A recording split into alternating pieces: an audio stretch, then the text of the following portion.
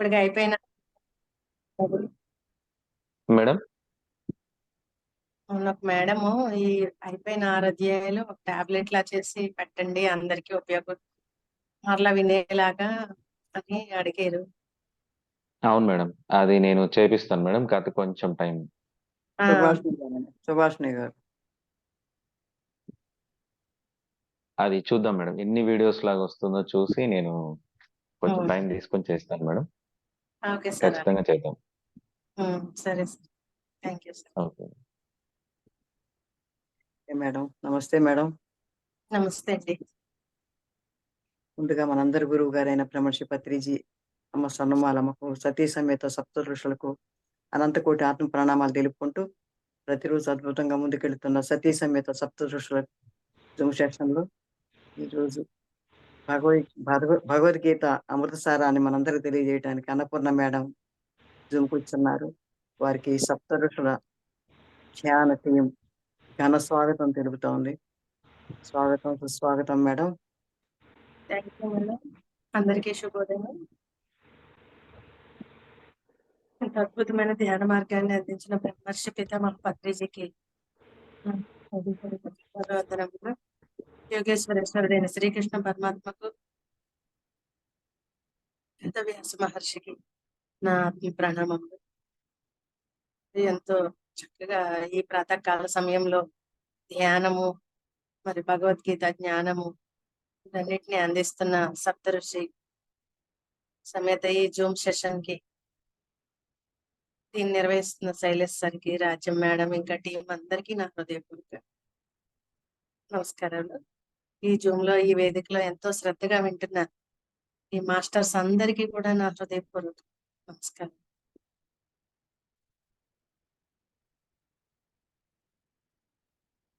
మనం ఈ రోజు వరకు 6 అధ్యాయాలు పూర్తి చేసుకున్నామండి భగవద్గీత నుంచి. నిన్నటితో ఆత్మ సంయమన యోగం పూర్తయింది. మనం 6 అధ్యాయాల్ని పూర్తి చేసుకున్నాము. ఎంతో చక్కగా అందరూ ఎంతో శ్రద్ధగా వింటున్నారు. మీరంత శ్రద్ధతో వింటూ ఉంటే నాకు చెప్పాలి అనే ఇంకా అనిపిస్తుంది. నాకు కూడా చాలా శ్రద్ధ కలుగుతుంది చెప్పాలని.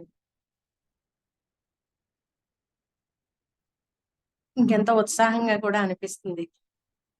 ఇలా మీరు ఎలా ఎదురు చూస్తున్నారో శుక్రవారం ఎప్పుడు వస్తుందని నేను కూడా అలాగే ఎదురు చూస్తూ ఉంటున్నాను. మరలా 3 రోజుల కోసం వారంలో అంత చక్కగా జరుగుతుంది ఈ సెషన్. థ్యాంక్ యూ మాస్టర్స్, మీ అందరికీ కూడా. అసలు భగవద్గీతని అర్థం చేసుకోవడం ఈ ఫస్ట్ 6 అధ్యాయాలే.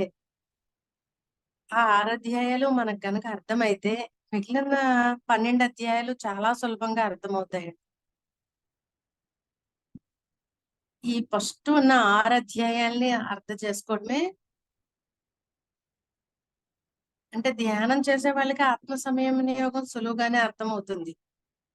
కానీ కర్మ సన్యాస యోగం వరకు ధ్యానం చేసే వాళ్ళకి కూడా కొంచెం క్లిష్టంగానే ఉంటుంది అర్థం చేసుకోవడం.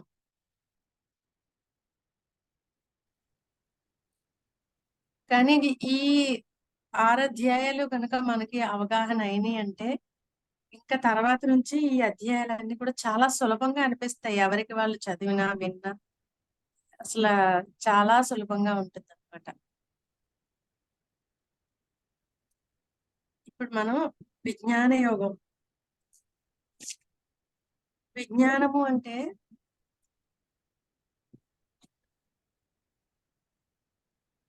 అనుభవ జ్ఞానం. ఇది అనుభవ జ్ఞానం. జ్ఞానం ఒక్కటే సరిపోదు అంటున్నాడు, అనుభవ జ్ఞానం కూడా కావాలంటున్నాడు. మనం విని పుస్తకాల ద్వారా చదివింది, ఎవరి ద్వారా అయినా విన్నది, తెలుసుకున్నది, ఇదంతా శాస్త్ర జ్ఞానం. మనం ధ్యానం చేసి ఇక్కడ ఆత్మ సంయమన యోగం తర్వాతే చెప్తున్నారు చూడండి విజ్ఞాన యోగం గురించి. ఎందుకంటే నువ్వు ఆత్మతో సంయమనం చెందినప్పుడే, నువ్వు ఆత్మతో అనుసంధానం కలిగి ఆత్మని అనుభూతి పొందినప్పుడే నీకు అనుభవ జ్ఞానం అనేది వస్తుంది.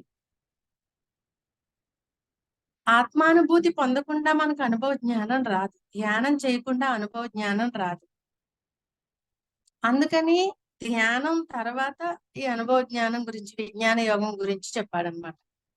ఇది చాలా అవసరం అని. జ్ఞానం ఒకటి సరిపోదంటే, మనం తెలుసుకున్నది విన్నది సరిపోదు, మనం అనుభవ జ్ఞానం కూడా కావాలి.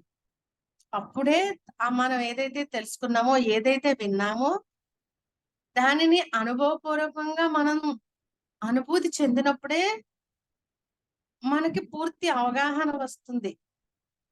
అందుకని ఇది విజ్ఞాన యోగము అంటే ఆత్మ అనుభవ జ్ఞానము. ఇందులో 7వ అధ్యాయం అండి, 3వ శ్లోకం చూద్దాం. మనుష్యానాం సహస్రేషు కచ్చిద్యతతి సిద్ధయే యతతామపి సిద్ధానాం కచ్చిన్మాం వేత్తి తత్వతః.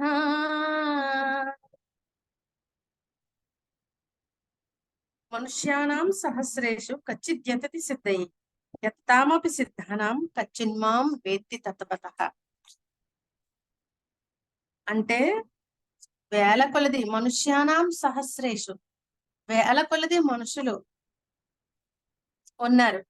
ఆ వేల కొలది ఉన్న జనులలో కొంతమంది మాత్రమే పరమాత్మని తెలుసుకోవాలి అని, పరమాత్మ గురించి ఆలోచించే వాళ్ళు, తెలుసుకోవాలనే వాళ్ళు కొద్ది మంది మాత్రమే ఉంటారు. ఆ కొద్ది మందిలో ఇంకా కొద్ది మంది ఇంకొంచెం ముందుకు వెళ్ళగలుగుతారు. కొంతమంది మధ్యలోనే ఆగిపోతారు కదా, వచ్చి స్టార్టింగ్ లోనే ఆగిపోతారు ధ్యానానికి వచ్చి. కొంతమంది ఇంకొంచెం ముందుకెళ్ళి ఆగిపోతూ ఉంటారు. చివరి దాకా దీనిని చూడాలి అనే వాళ్ళు వేలల్లో ఒక్కడు మాత్రమే ఉంటాడు అని చెప్తున్నారు. పూర్తిగా ఆ పరమాత్మను తెలుసుకోవాలి, సాధించాలి దీన్ని అని వేలల్లో ఒక్కడు. మిగిలిన వాళ్ళందరూ కూడా అదే వస్తారు, అలా మెల్లిమెల్లిగా వెళ్తూ ఉంటారు. కొంతమంది ఒక చోట ఆగిపోతారు, కొంతమంది ఒక చోట ఆగిపోతారు. ఆ వేలల్లో ఒక్కరుగా ఈ సాధనలో ముందుకు వెళ్ళాలనుకున్న వాళ్ళమే మనం అందరం కూడాను. అందుకే కోట్ల జనాభా ఉంటే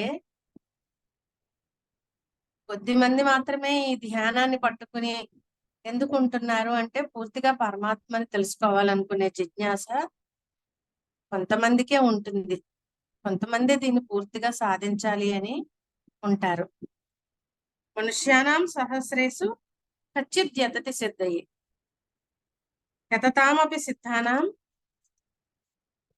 కచ్చిన్మాం వేత్తి తత్వతః. యతతాం అంటే ప్రయత్నించుచున్న ముముక్షువులందును ఒకానొకడు మాత్రమే తత్వతః ఈ జ్ఞానాన్ని తెలుసుకోవడానికి చివరి వరకు ప్రయత్నం చేస్తున్నాడు.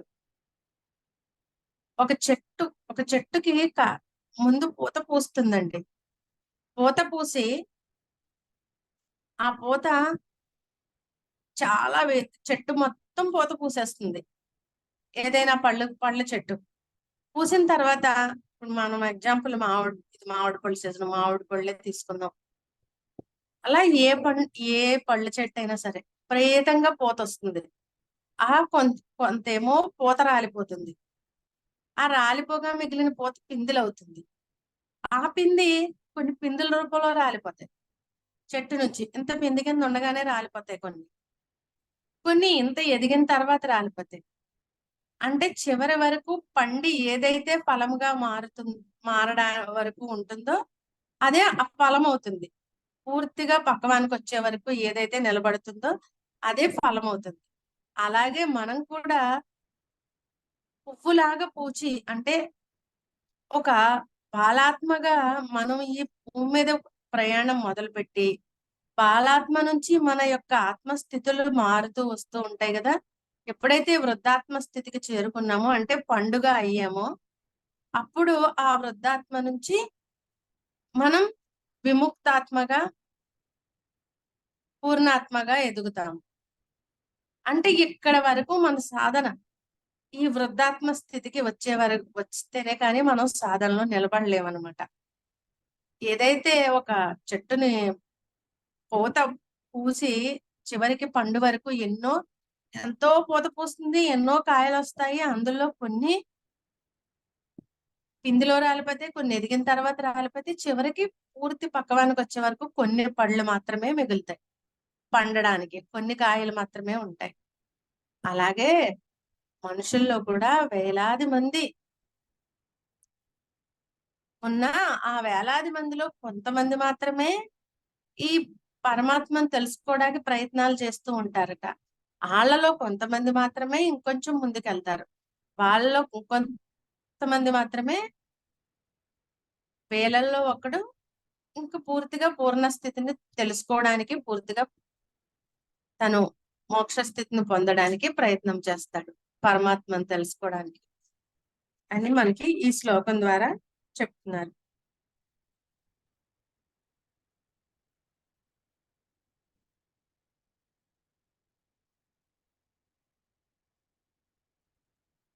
మానవుడు మాధవుడిగా మారడానికి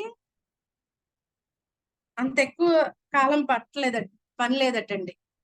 ఒక మృగము మానవుడు ఒకటకు ఎన్నో జన్మలు పడుతుందంట. ఒక జంతువు మనం అంటే ఎన్నో జన్మలు ఉన్నాయి కదా, ఆ జన్మల నుంచి మన జన్మలు మారుతూ వస్తాయి. అంటే ఒక మృగం మానవుడిగా మారడానికి చాలా జన్మలు పడుతుందంట. కానీ ఆ మానవుడు మాధవుడిగా మారడానికి అంత ఎక్కువ సమయం ఏమీ అవసరం లేదని చెప్తున్నారు. ఎందుకంటే పత్రిజీ చెప్పారండి, ఒక కాన్సెప్ట్ చెప్పారు ఒకసారి.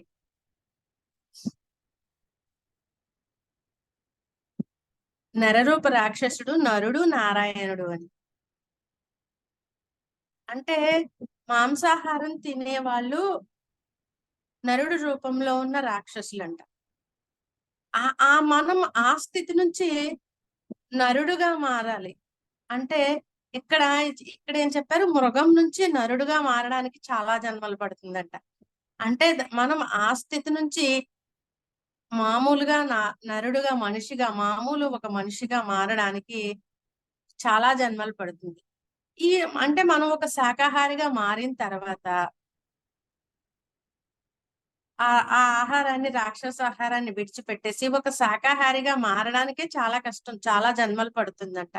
ఇక్కడ మారిన తర్వాత మనం ధ్యానం మొదలుపెట్టి మాధవుడిగా మారడానికి, మానవుడు మాధవుడిగా మారాలి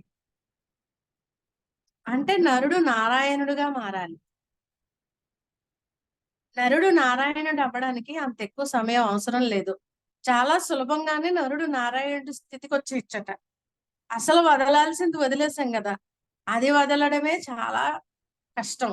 అక్కడి నుంచి మనం ఈ నరుడుగా మారి చక్కటి మనిషిగా ఉండి మనిషి నుంచి మాధవుడిగా మారడం, నరుడు నారాయణుడిగా మారడానికి మరీ అంత ఎక్కువ సమయం అవసరం లేదు.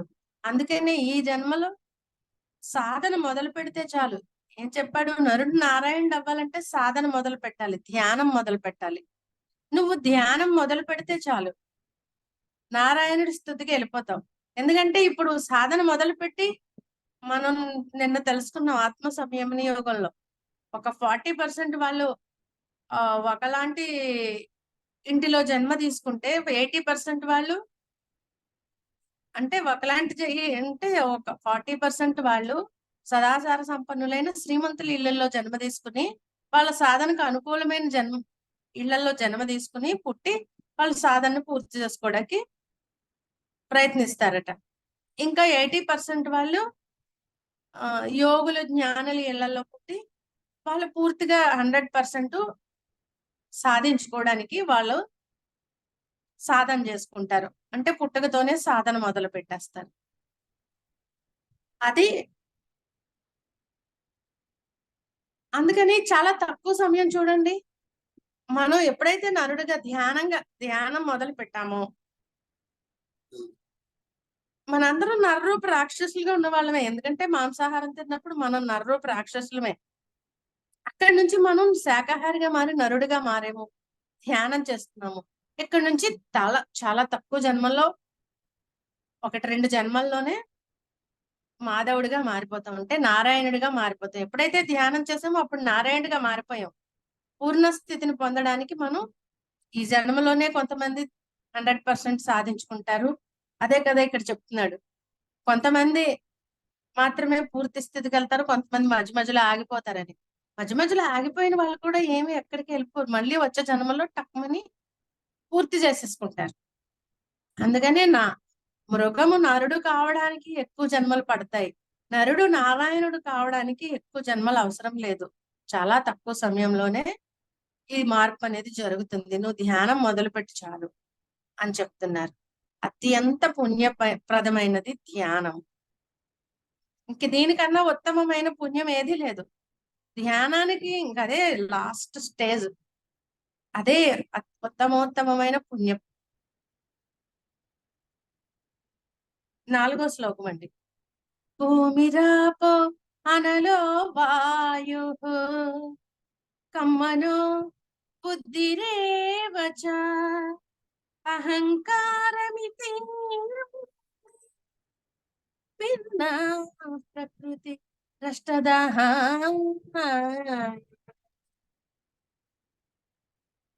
భూమిరాపో అనలో వాయు కమ్మనో బుద్ధిరేవచ అహంకారమితి భిన్నా ప్రకృతి రష్టదః.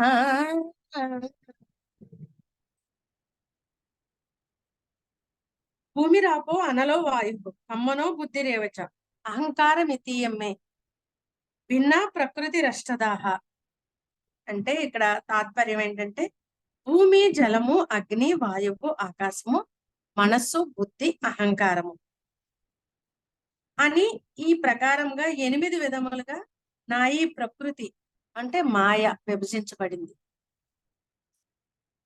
ఇక్కడ ప్రకృతి యొక్క మాయ ఎన్ని రకాలుగా విభజించబడింది అంటే 8 రకాలుగా విభజించబడింది. ఏంటది? పంచభూతాల రూపంలో భూమి, నీరు, అగ్ని, వాయువు, ఆకాశం. ఇంకొక 3 ఏంటి? మనస్సు, బుద్ధి, అహంకారము. ఈ 8 మాయ.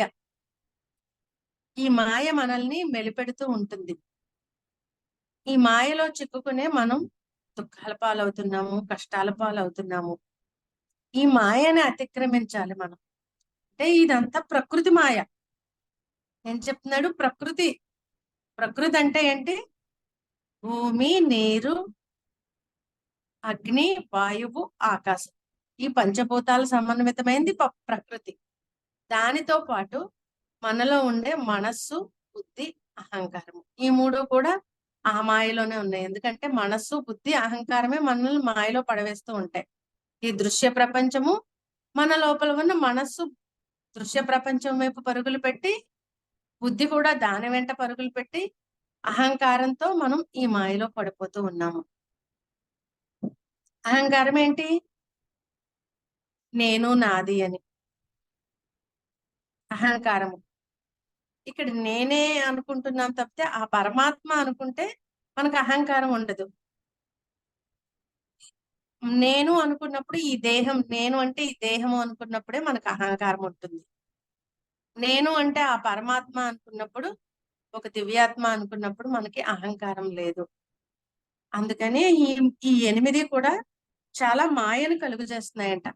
ఇక్కడ పరాప్రకృతి, అపరాప్రకృతి అంటే వీటిని ఏమంటారటంటే అపరాప్రకృతి అంటారంట.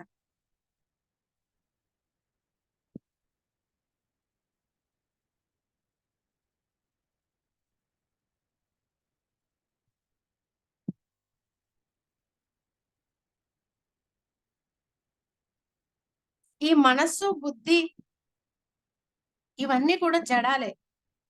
ఆత్మే చైతన్యవంతమైంది. మనం ఏమనుకుంటాము? మనస్సు చైతన్యవంతమైంది అనుకుంటాం. బుద్ధి, మనస్సు ఎందుకంటే సంచరిస్తుంది కదా, కదులుతుంది కదా అనుకుంటున్నాం. మనస్సు చైతన్యం లేదు. ఈ లోపల మన లోపల ఆత్మ ఉంటేనే, ఆ ఆత్మ చైతన్యం ఉంటేనే ఈ దేహం ఏంటి? పంచభూతాల సమన్వితమైంది. మన లోపల మనస్సు, బుద్ధి, అహంకారము. ఇవన్నీ ఎప్పుడు కదులుతున్నాయి? మన లోపల ఆత్మ చైతన్యం ఉన్నప్పుడే వీటిలన్నిటికి చైతన్యం వస్తుంది. అంటే ఆత్మ యొక్క ప్రకాశం వెలుగుతో ఇవన్నీ నడుస్తున్నాయి. లేకపోతే వీటికి వెలుగు లేదు, వీటికి కదలిక లేదు. ఎందుకంటే చనిపోతే ఇది జడమైపోతుంది దేహము. అంటే వీటికి కదలిక ఎక్కడి నుంచి వస్తుందంటే ఆత్మ చైతన్యం నుంచి మనకి కదలిక వస్తుంది. ఈ మనస్సుకి, ఈ బుద్ధికి, వీటిలన్నిటికి కదలిక ఎక్కడ వస్తుందంటే ఆత్మ చైతన్యం నుంచే వస్తుంది. ఆత్మ యొక్క ప్రకాశం నుంచి వీటికి కదలిక వస్తుంది. ఆత్మ చైతన్యం ఈ దేహంలో లేకపోతే, మనల్ని విడిచిపెట్టి ఆ చైతన్యం బయటకు వెళ్ళిపోతే ఏమవుతుంది? శవం అవుతుంది. ఈ శరీరం జడమైపోతుంది. ఈ లోపల ఉన్న ఈ మనస్సు, బుద్ధి, చిత్తము, ఈ అహంకారం ఇవేమి ఎలా ఉంటాయి కదలికలు? అవి కూడా జడాలే. అందుకని అవి కూడా జడ పదార్థాలేనంట. అవి చైతన్య పదార్థాలు కాదు. ఈ మనస్సు మనకి ఇంతకు ముందు అధ్యాయాల్లో చెప్పారు, మనస్సు కన్నా బుద్ధి, బుద్ధి కన్నా ఆత్మ శక్తివంతమైనవి అని. ఆ ఆత్మ శక్తితోనే మనలో ఉన్న ఈ మనస్సు, ఈ బుద్ధి ఇవన్నీ కూడా చైతన్యం కింద కనిపిస్తున్నాయి. అవి కదిలేవి కింద కనిపిస్తున్నాయి. అంటే సహజంగా వాటికి కదిలే స్థితి లేదు. అవన్నీ కూడా జడాలే అని చెప్తున్నారు. ఇవన్నీ కూడా జడమేనంట, కదలిక లేనివే.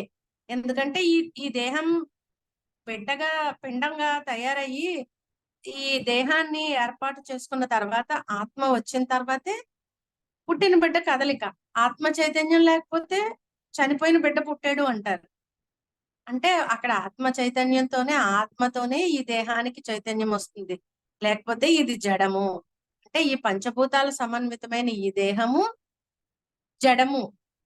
అంటే పంచభూతాలు కూడా ఆ ఆత్మ చైతన్యంతోనే కదలికలు వస్తున్నాయి. వాటికి కదలికలు ఉన్నాయి. అలాగే మనలో ఉన్న మనస్సు, బుద్ధి, అహంకారము వీటికి కూడా కదలిక ఎలా వచ్చిందంటే ఆత్మ యొక్క చైతన్యంతోనే, దాని యొక్క ప్రకాశం, వెలుగు వీటి మీద పడి వీటికి కదలిక వస్తున్నాయి. సూర్యుడి యొక్క వెలుగు పడి చంద్రుడు కదులుతున్నట్టు, సూర్యకాంతితో చంద్రుడు రాత్రులు ప్రకాశిస్తున్నట్టు, చంద్రుడికి ప్రకాశించే శక్తి లేదండి. ఆ వెలుగునిచ్చే శక్తి లేదు. సూర్యుడి యొక్క ప్రకాశం చంద్రుడిపై పడి ఆ చంద్రుడు మనకి చల్లదనాన్ని ఇస్తున్నాడు, ఆ వెలుగునిస్తున్నాడు పౌర్ణమి రోజుల్లో. అంటే అది సూర్యప్రకాశం నుంచి పడుతున్నది చంద్రుడి వెలుగు. అలాగే సూర్యుడే ప్రకాశవంతమైన వాడు. అలాగే మన దేహంలో కూడా, అందుకే మన యొక్క తేజస్సుని సూర్యుడితో పోల్చాడు. మనలో చైతన్యాన్ని సూర్యుడితో పోల్చారు. అలాగే మన దేహంలో కూడా ఆత్మ అనేది ప్రకాశిస్తున్నప్పుడే, ఆత్మ చైతన్యం ఉన్నప్పుడే ఇప్పుడు నేను మాట్లాడుతున్నాను, కదులుతున్నాను, చూస్తున్నాను, ఇవన్నీ చేస్తున్నాము మనందరము. మన మనస్సు పనిచేస్తుంది, బుద్ధి పనిచేస్తుంది. ఇవన్నీ కూడా ఆత్మ చైతన్యంతోనే కదులుతున్నాయి అని చెప్తున్నారు.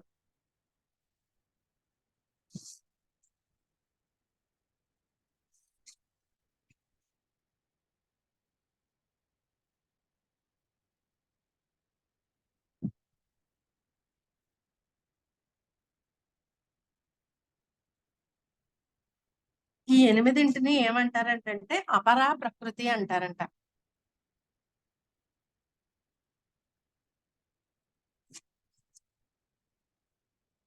ఏడో శ్లోకం చూద్దామండి. మత్త పరతరం నాన్యత్కించిదస్తి ధనంజయ. మత్త పరతరం నాన్యత్కించిదస్తి ధనంజయ. మయి సర్వమిదం ప్రోతం సూత్రే మణిగణా ఇవ. మత్తః పరతరం నాన్యత్కించిదస్తి ధనంజయ. మయి సర్వమిదం ప్రోతం సూత్రే మణిగణా ఇవ. అంటే మత్తః పరతరం నాన్యత్కించిదస్తి ధనంజయ అంటే ధనాన్ని జయించిన వాడు. అర్జునుడిని ఒక్కోసారి ఒక్కో రకంగా పిలుస్తున్నాడు కదండి. ఇక్కడ ధనంజయ అన్నాడు, ఇంతకు ముందు ఒకసారి అంటాడు ధనంజయ అని. ఇలా కృష్ణుడు రకరకాలుగా ముద్దుగా పిలుచుకుంటూ ఉంటాడు అనమాట అర్జునుడిని. దీని తాత్పర్యం ఏంటంటే, అర్జున, నాకంటే వేరుగా మరి ఒకటి లేదు, ఏదియూ లేనే లేదు. ధారమందు మణులందలి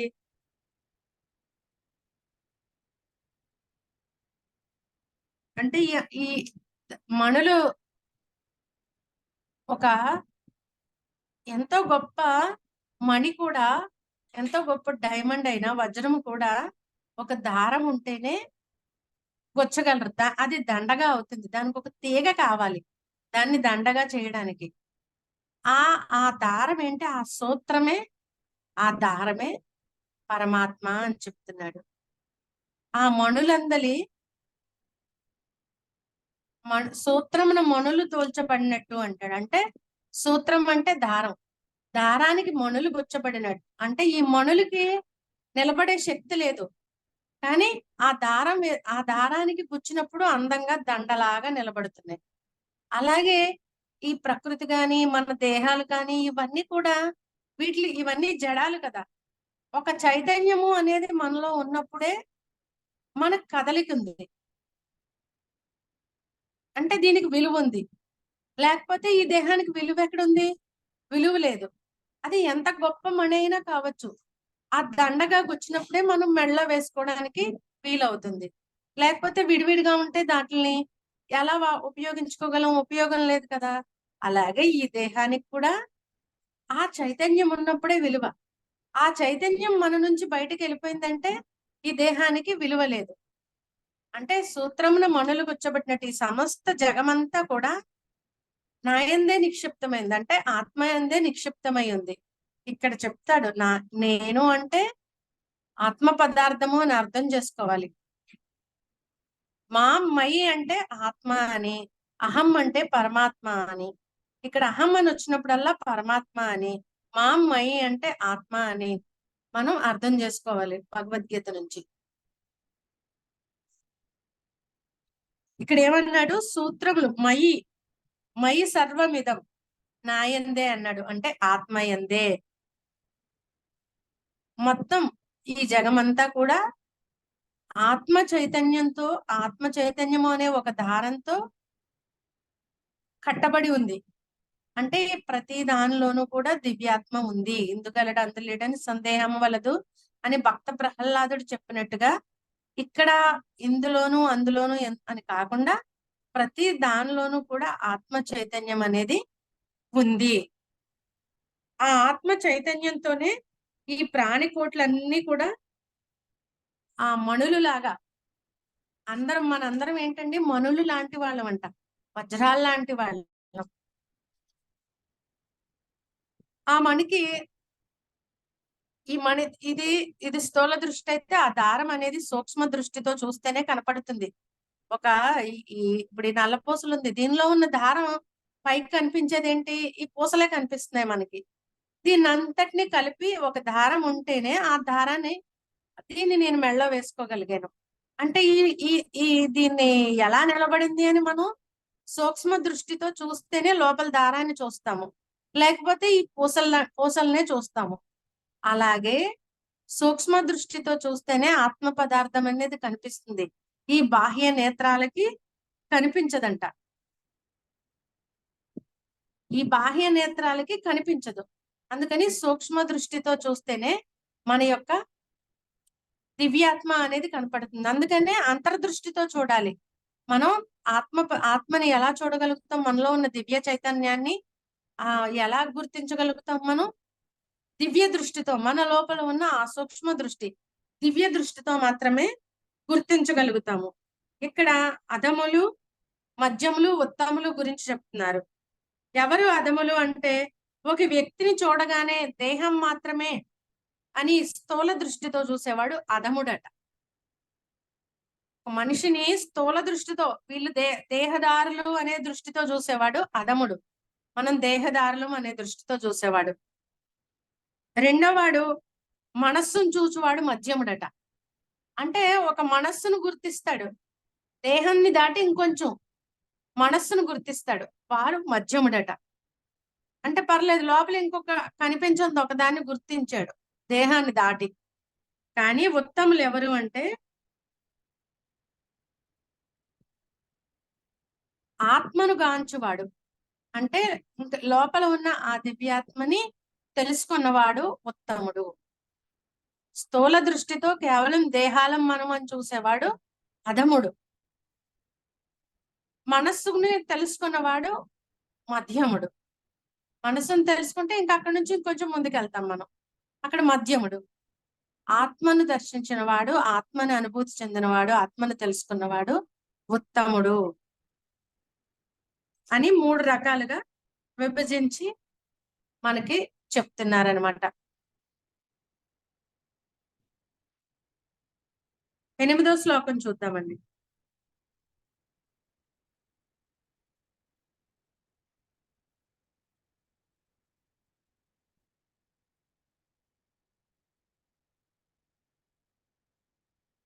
ఎనిమిది 9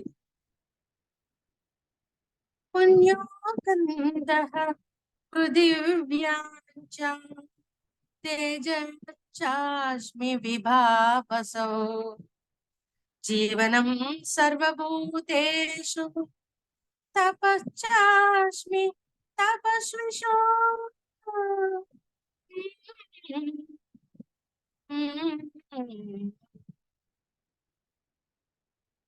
పుణ్యోగంధః పృథివ్యాంచ తేజశ్చాస్మి విభావసౌ జీవనం సర్వభూతేషు తపశ్చాస్మి తపస్విషు. అంటే భూమి యందు సుగంధము, అగ్ని యందు ప్రకాశము, సమస్త ప్రాణుల యందు ప్రాణము లేక ఆయువు, తాపసుల యందు తపస్సు అయి ఉన్నాను. అంటే ఈ భూమి యందు సుగంధం, భూమిలోంచి ఒక మంచి సుగంధభరితమైన ఒక వాసన వస్తుంది. మట్టి నుంచి, మట్టి వాసన ఎంత బాగుంటుందో. వర్షం పడినప్పుడు ఆ వేడికి కాలి కాలి ఉన్న మట్టి వర్షం పడినప్పుడు దాని నుంచి లేచి ఆ ఆవిరి నుంచి వస్తుంది కదండి, ఒక మంచి సుగంధం. భూమి నుంచి వచ్చే ఆ సుగంధం అంట. ఆ సుగంధం ఎవరు? పరమాత్మే అని చెప్తున్నాడు. అగ్ని యందు ప్రకాశం. మనం అగ్నిని ఎలా గుర్తిస్తాము? ఆ ప్రకాశాన్ని బట్టే, ఆ జ్వాలని బట్టే అగ్నిని గుర్తిస్తాము, ఆ వెలుగును. ఆ అగ్ని యందు వెలుగుని నేనని చెప్తున్నాడు. సమస్త ప్రాణుల యందు ఆయువు అంటే ప్రాణము, ఆ ప్రాణాన్ని నేనే. తాపస్సులు యందు తపస్సును కూడా నేనే అని చెప్తున్నాడు. అంటే ఇక్కడ అన్నింట్లోనూ కూడా ఉన్నది ఆ పరమాత్మే. ఆ మట్టిలో ఉన్న ఆ సుగంధము ఏదైతే ఉందో అది పరమాత్మే. అగ్నిలో ఉన్న ఆ తేజస్సు పరమాత్మే. మనలో ఉన్న ఆ ప్రాణము తానే. సమస్తము తానే వ్యాపించి ఉన్నాను అని చెప్పడానికి ఇలా విడమర్చి చెప్తున్నారనమాట. ఈ ముందు శ్లోకంలో జలం గురించి చెప్పారు. జలమందు రుచి అంటే మనం నీరుకి ఏముంటుంది? టేస్ట్ ఉంటుంది, ఒక టేస్ట్. ఆ టేస్ట్ కూడా తనే అని చెప్తున్నాడు. ఈ సూర్య చంద్రుల యందు కాంతి, సమస్త వేదములకు ఓంకారము, ఆకాశమందు శబ్దము, మనుషులందు పరాక్రమము. జలము యందు రుచి ఆయన. సూర్యచంద్రులు ప్రకాశం మనకు ఎలా తెలుస్తుంది? కాంతిని బట్టే సూర్యచంద్రుల ప్రకాశం తెలుస్తుంది. ఆ కాంతి తానే అని చెప్తున్నాడు. సమస్త వేదముల యందు ఓంకారం కూడా తానే అని చెప్తున్నాడు. మనుషుల్లో పరాక్రమము తానే. ఆకాశం అంటే మనకి శబ్దము. అందుకే ఈ పంచభూతాల్ని ఏమంటారంటే శబ్ద, స్పర్శ, రూప, రస, గంధము. ఈ పంచభూతాలు ఎలాగా గుర్తిస్తామంటే శబ్ద, స్పర్శ, రూప, రస, గంధము. ఈ 5 ద్వారా మనం పంచభూతాలను గుర్తిస్తామట. అంటే ఆకాశానికి శబ్దము, వాయువు వీస్తుంది అని తెలియడానికి మనకి ఎలా తెలుస్తుంది? స్పర్శ. అదొచ్చి మనల్ని తాకుతుంది, అప్పుడు గాలి వీస్తుంది. గాలి కనపడదు కదా, ఈ కంటికి కనపడదు గాలి. అదొచ్చి చల్లగా గాని వెచ్చగా గాని మనల్ని తాకినప్పుడు గాలి వేడిగా ఉంది లేతే గాలి చల్లగా ఉంది, గాలి వీస్తుంది లేతే వీయడం లేదు. మనకు ఆ స్పర్శ తగిలినప్పుడు ఏం చేస్తాం? అసలు గాలి ఆడటం లేదు, గాలి అసలు లేదంటాము. అంటే స్పర్శ ద్వారా గాలిని గుర్తిస్తున్నామట. శబ్దం ద్వారా ఆకాశాన్ని గుర్తిస్తున్నామట. రూపము, అగ్నిని రూపం ద్వారా గుర్తిస్తున్నాము. జలాన్ని రుచి ద్వారా గుర్తిస్తున్నాము. మట్టిని గంధం అంటే ఆ సువాసన. శబ్ద స్పర్శ రూప రస గంధములు. ఈ ఈ ఈ పంచభూతాల్లో ఉన్న శబ్ద స్పర్శ రూప రస గంధాలు ఈ 5 కూడా నేనే అని చెప్తున్నాడు.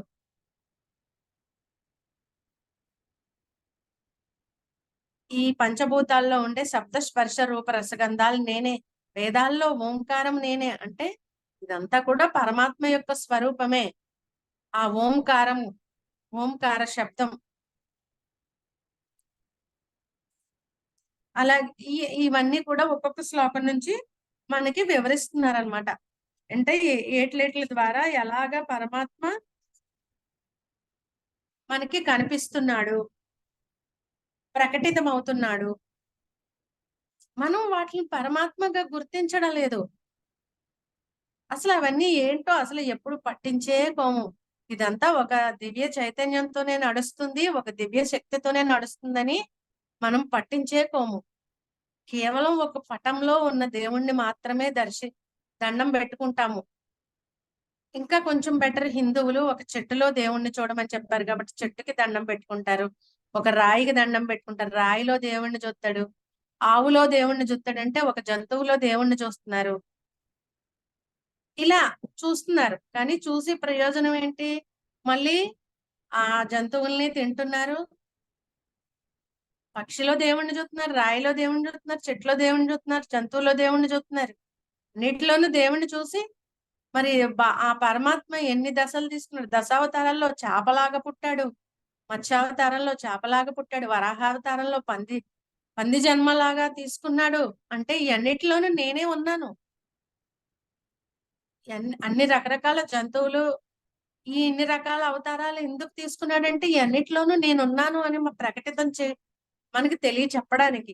మనం అన్నిటిలోనూ పరమాత్మని చూడడం లేదు కదా, అందుకని ఆయన ఆ విధంగా ప్రకటితమయ్యాడు. 14వ శ్లోకం చూద్దామండి.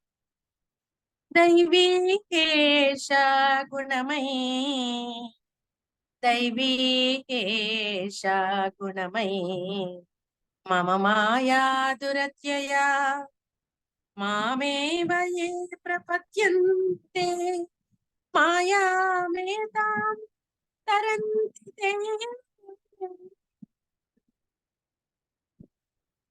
దైవీహేష గుణమయీ మమ మాయా దురత్యయ మామేవ ఏ ప్రపద్యంతే మాయామేతాం తరంతి తే. దీని తాత్పర్యం చూద్దాం. ఏలి అనగా దైవ సంబంధమైనదియు త్రిగుణాత్మకమైనది నా యొక్క మాయ అంటే ఈ ప్రకృతిని దాటడానికి చాలా కష్టసాధ్యమైనది.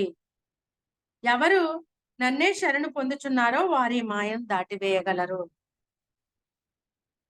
అంటే ఈ యొక్క దైవ సంబంధమైనది, దీనికి అలౌకిక సామర్థ్యం ఉంది. దైవ సంబంధమైనది, త్రిగుణాత్మకమైనది. ఈ ప్రకృతి, ఈ మాయ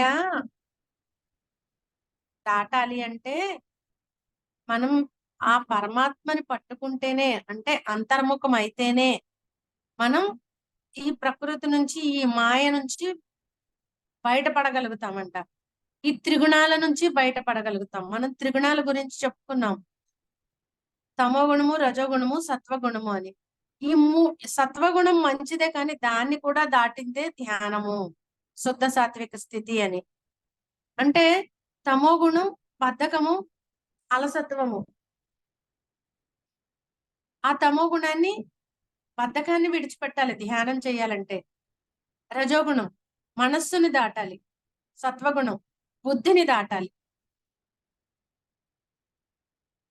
ఈ శరీర స్థితిని దాటాలి, మనస్సు స్థితిని దాటాలి, బుద్ధి స్థితిని దాటాలి. అప్పుడు మనం శుద్ధ సాత్విక స్థితికి, అంటే ఈ ధ్యాన సాధనకి కూర్చోగలుగుతాం. ఈ మూడింటిని దాటి ఆత్మతో అనుసంధానం అవ్వడం ధ్యానం. అంటే మన మనస్సుని, బుద్ధిని ఆత్మతో లయం చేయమని మనకి ముందు అధ్యాయంలో చెప్పారు కదా.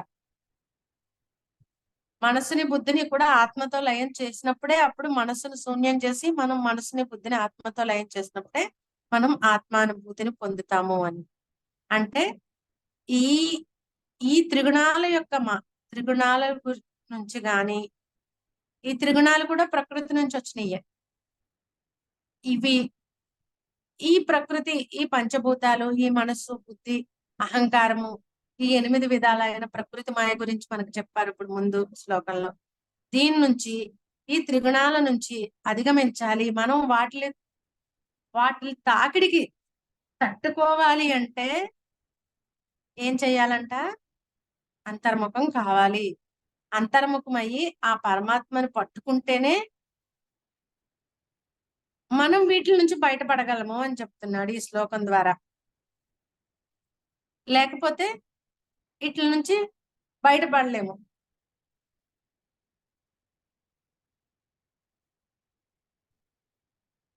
ఈ ఈ త్రిగుణాల నుంచి, ఈ ప్రకృతి మాయ నుంచి మనం బయటపడాలంటే ఇదంతా కూడా దైవ సంబంధమైనదే. అంటే ఆ పరమాత్మ నుంచి సృష్టించబడిందే ఈ ప్రకృతి. ఆ ప్రకృతి మనల్ని మాయలో పడవేస్తుంది. ఆ మాయ నుంచి మళ్ళీ తప్పించుకోవాలంటే మనం పట్టుకోవలసింది ఆ పరమాత్మని. ఆ పరమాత్మను పట్టుకుని అంతర్ముఖమైనప్పుడు మాత్రమే మనం, అంటే ఒకసారి పట్టుకునేది ఒకసారి పట్టుకుని ఒకసారి వదిలేసేది కాదు.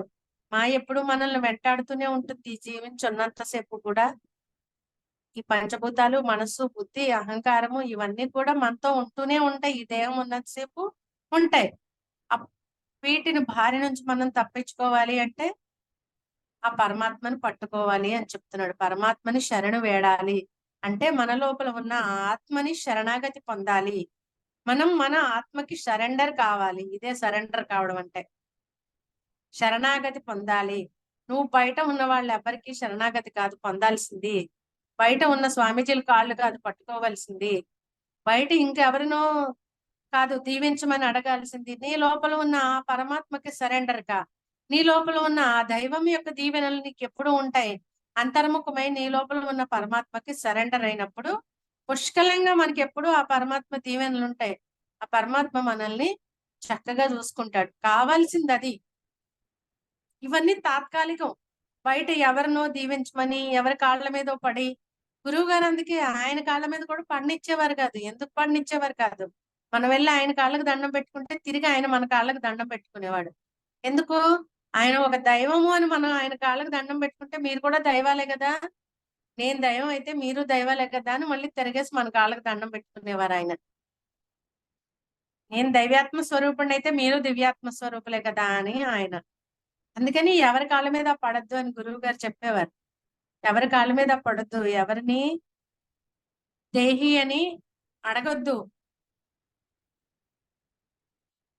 అంతా నీ లోపల ఉన్న అంతర్ముఖమయ్యి నీ లోపల ఉన్న ఆ పరమాత్మకు సరెండర్ కా.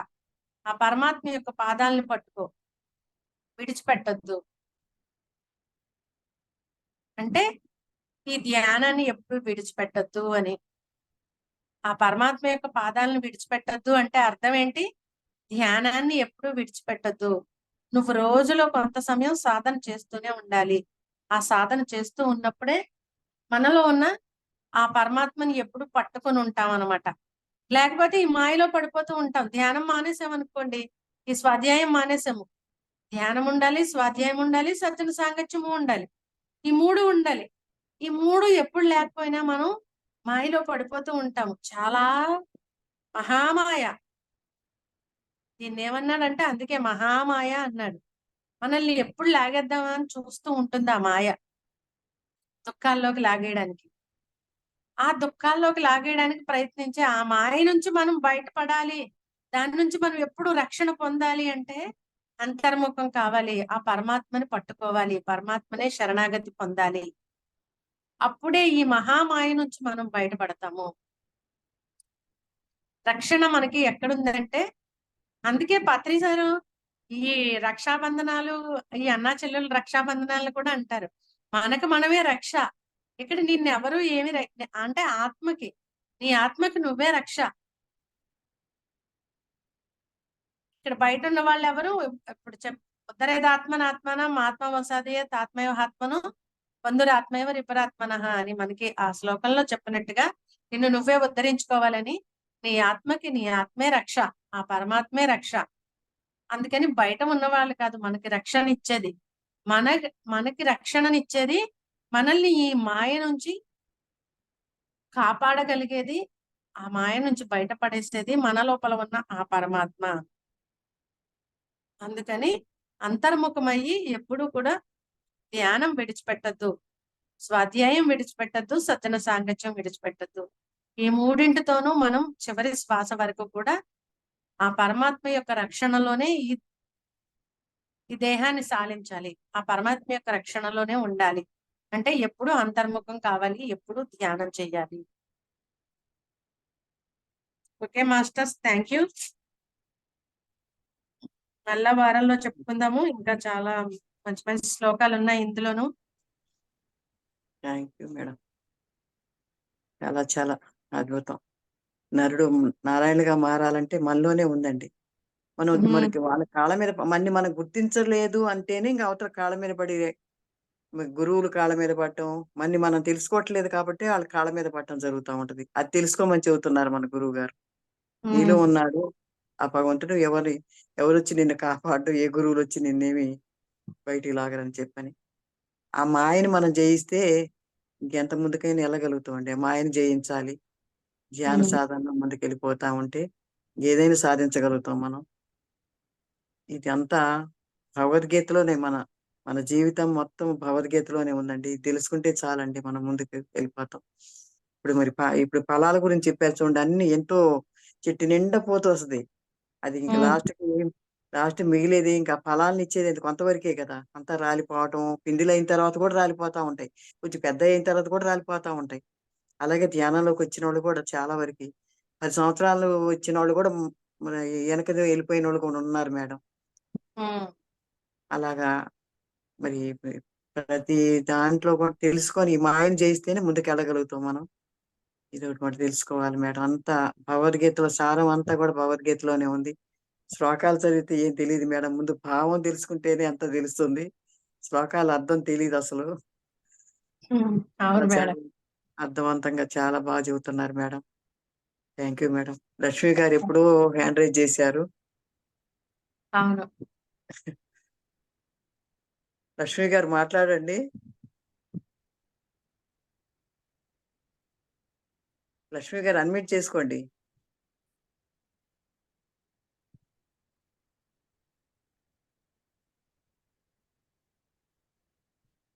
లక్ష్మి గారు మళ్ళీ మ్యూట్ అయిపోయారు. ఓకే మేడం, నమస్తే, గుడ్ మార్నింగ్ నమస్తే మేడం. చాలా చాలా బాగా చెప్తున్నారు మేడం. చాలా నమ్రత చిత్తంతో, సరళ స్వభావంతో, అర్థవంతంగా, అర్థమయ్యేలాగా బాగుంది మేడం. అది భగవంతుడిని అయితే మనం అందరం తెలుసుకోలేము. అలాగే ఆత్మతత్వం, పరమాత్మ తత్వాన్ని మనం అంత తొందరగా తెలుసుకోలేము. వాటిల్ని పట్టుకొని మనము అంటే చివరి వరకు కూడా నడవటంలో కూడా వ్యత్యాసం ఉంది. అలాగే మనస్సు, బుద్ధి, ఏదైతే అహంకారం ఉందో ఇవన్నీ కూడా ఈ పాంచభౌతికమైనటువంటి శరీరం నేను అని అనుకుంటున్నాం. అందువల్లనే ఇది పెద్ద మహామాయిగా ఉంది. కాబట్టి ఎవరైతే నన్ను శరణుజొచ్చుతారో, అంటే తనను తాను ఆత్మని తెలుసుకోవాలి కదా. తెలుసుకొని ఆత్మ ధ్యానంలో ఎవరైతే ఉంటారో వారు ఎప్పుడు కూడా అతీంద్రియ సుఖంలో ఉంటారు. Thank you madam. చాలా బాగా అవగాహన చేసుకున్నారు. థ్యాంక్ యూ అండి లక్ష్మి గారు. Thank you madam.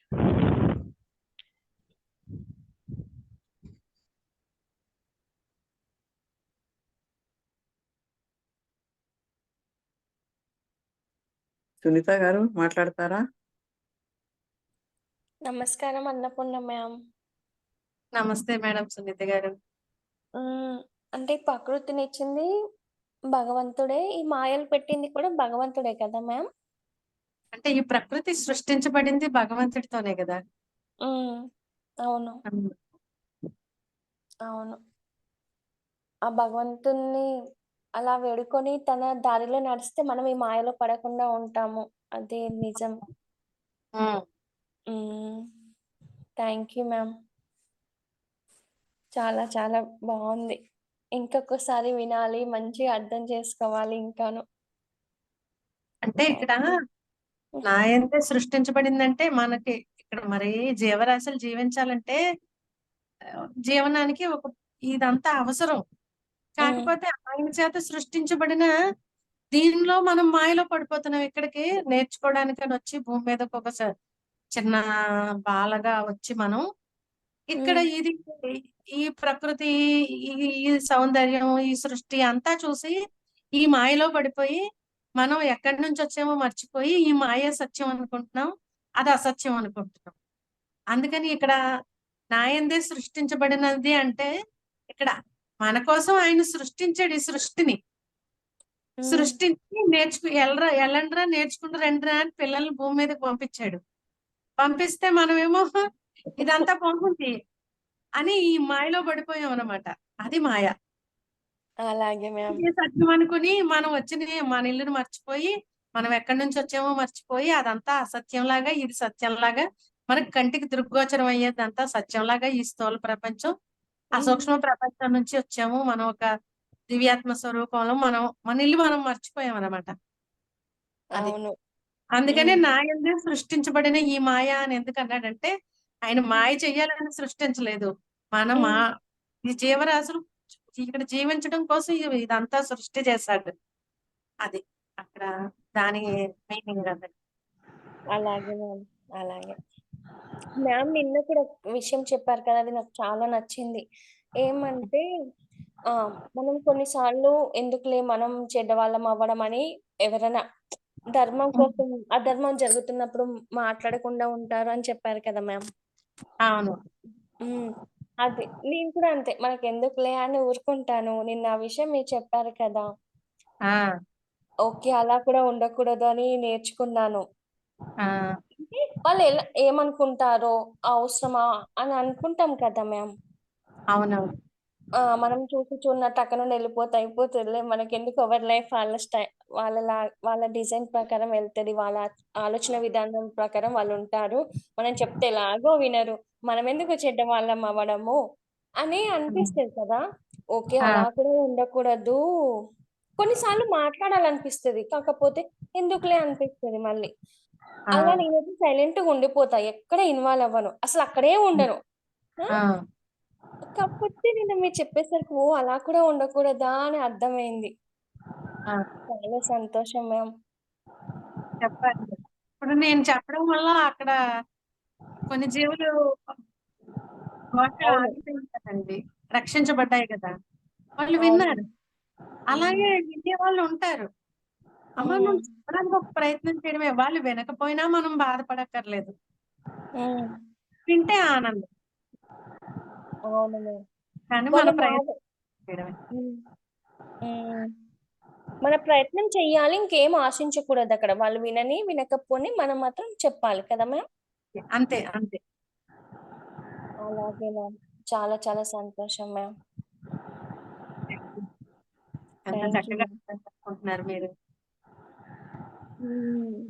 గారు మాట్లాడండి. ఒక 5 minutes ఎవరైనా మాట్లాడే వాళ్ళు ఉంటే. నేను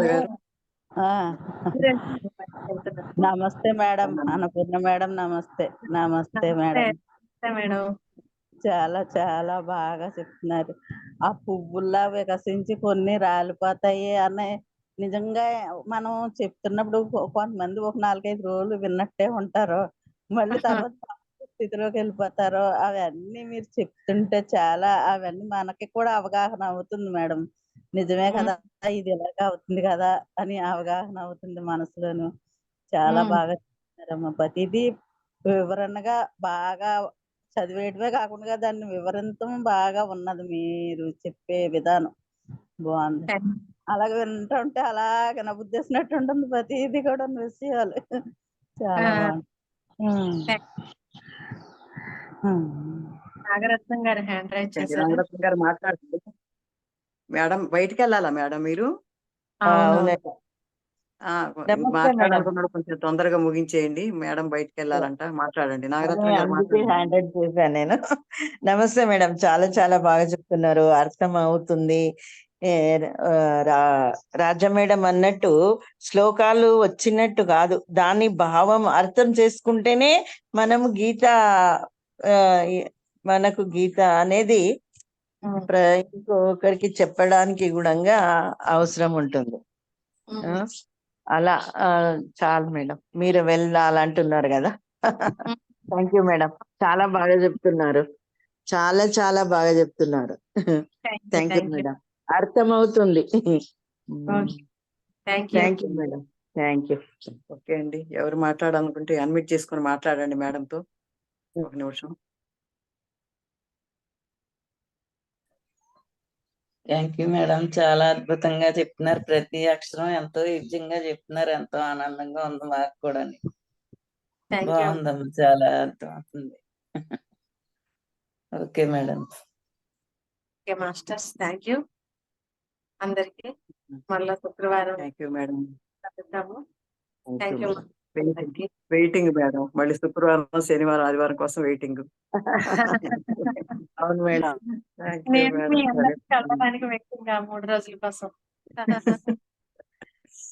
okay madam, thank you madam, thank you, ధన్యవాదాలు మేడం.